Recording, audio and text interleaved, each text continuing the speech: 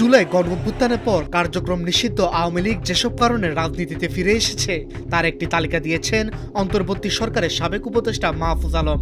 মঙ্গলবার তার verified Facebook প্রোফাইলে দেওয়া এক পোস্টে তিনি এই তালিকা দেন। পোস্টে মাহফুজ আলম লেখেন, আওয়ামী লীগ ব্যাক করেছে।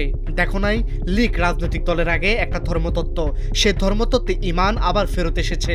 কিভাবে ফিরল সেই গল্পই বলবো।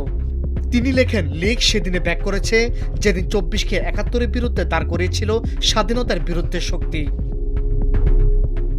তিনি আরও লেখেন, আইনের শাসনের বদলে মবের শাসন, উগ্রবাদীদের মাজারে হামলা, মসজিদ থেকে ভিন্ন মতাবলম্বীদের বের করে দেওয়া এবং হিন্দুদের উপর নিপীড়ন, এসব কারণে লীগ ব্যাক করেছে। এছাড়া সরকার প্রযোজিত ডানপন্থার উত্থানে সেকুলার মানুষদের ভয় পাওয়া, উগ্রবাদীদের সেফ স্পেস দিয়ে মব স্টারদের হিরো বানানো এবং রাজনীতির বিপ্লবী ধারা থেকে মব সংস্কৃতিতে রূপান্তরিত হওয়াকেও তিনি লীগ ব্যাক করার কারণ হিসেবে উল্লেখ করেছেন।